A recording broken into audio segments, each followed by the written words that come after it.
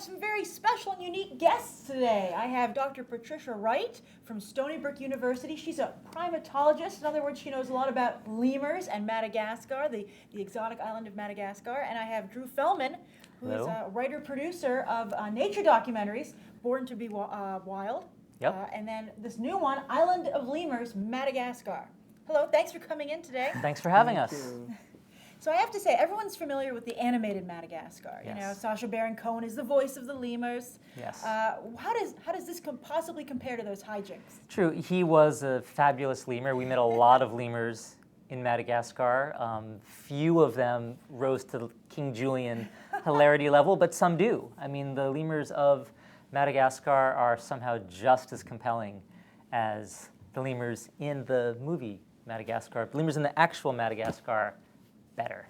Well, that was very interesting because in your documentary you talk about the fact that the females are in charge. So you would actually have a queen, not a King Julian, correct? True. That is absolutely true. Females are the leaders in all the species, and there's over 100 species. Wow, That's that's right. amazing. So I have not seen the film yet. I have seen clips and I've seen the trailer, and I'm very impressed with the 3D. How has 3D changed the game for documentaries like this? Well, you know, the 3D is really amazing for a film like ours because you can really, you know, bring the audience into the rainforest and the different environments where the lemurs live.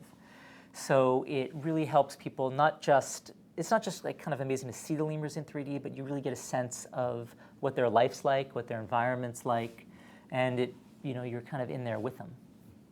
Yeah, it's just like being me. I spent 28 years go. following the lemurs around and being in that extraordinary environment, and then suddenly we're all inside the rainforest or the tropical dry forest or wherever. It's really an inclusive feeling. I love it.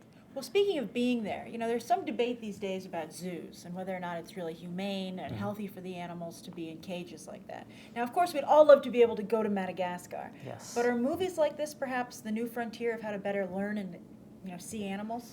Yeah, I mean, I think so. You know, you can watch a lemur in a zoo, and you know, you're certainly not going to see, you know, an animal living its natural life. You're not really going to get a sense of what they're really like, and you won't get a sense of the joy of their lives and of seeing them in a natural environment. But certainly, you spend a little bit of time in Madagascar, or you spend 40 minutes in this film, and you get, you know, the really experience of a lifetime. You know, you can see, you know, in 40 minutes what it took us about 2 years to see, and what it's taken Pat about 30 years to see. That's true. Well, you know, you have said, you know, you spearheaded building this national park in Madagascar, and you know, you said it was very difficult to do so in a third world country.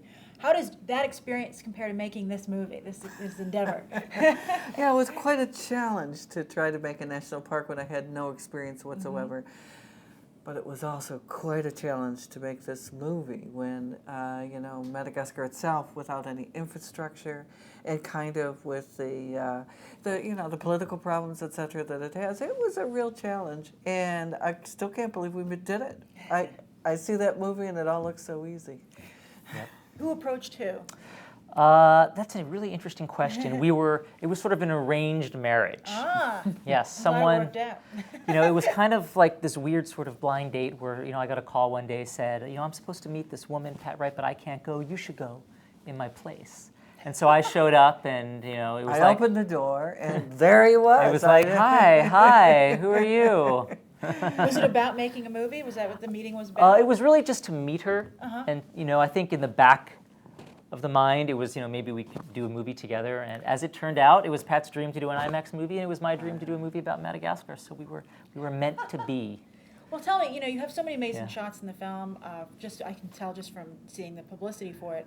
What was your favorite shot? What were you like, for both of you? What were you like, I can't believe we got that? Okay, you go.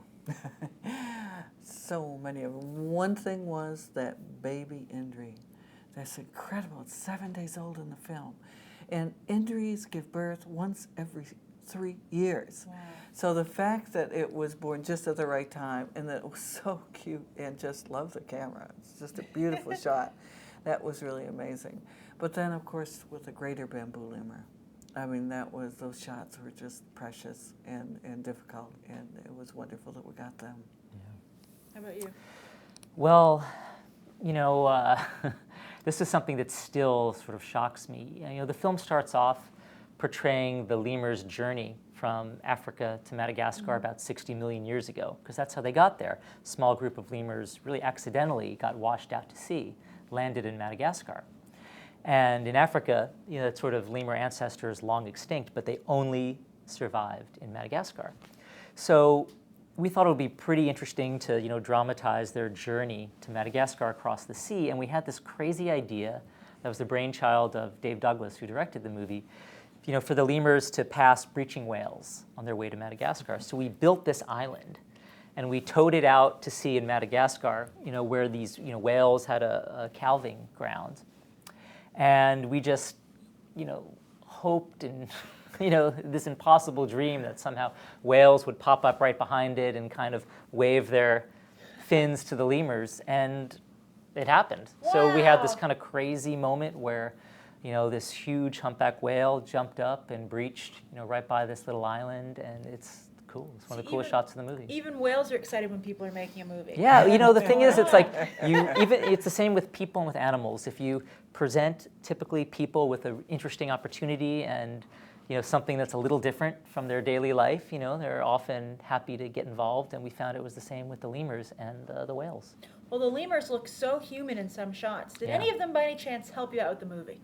Well, yeah, I mean, most of our cast is lemurs, and I'd say our entire cast is primates. We can include, you know, That's Pat true. in that, and, you know, lemurs are the oldest living primate. You know, they're that first ancestral primate, and so they share so many characteristics with us. You know, they have opposable thumbs, and their hands look just like ours, and Dave likes to say they have all the same parts. They're a little different, and they certainly move very differently, but That's great. it's very hard to look at a lemur and not see the faint echoes of ourselves. So no lemur interns.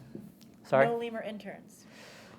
We had some lemur grips. Sometimes they okay. wouldn't, they're not strong enough to carry the equipment, but they would like to climb on it and sometimes poop on it. Oh, no. Fortunately, So my last question I want to ask you, it's for you and, you know, your collaborator, your frequent collaborator, David Douglas. Yep. You said he directed the film. He's also Yes. your cinematographer. Yes. Where in the world do you think you might go next? Well, you know, we're always kind of looking for the new place.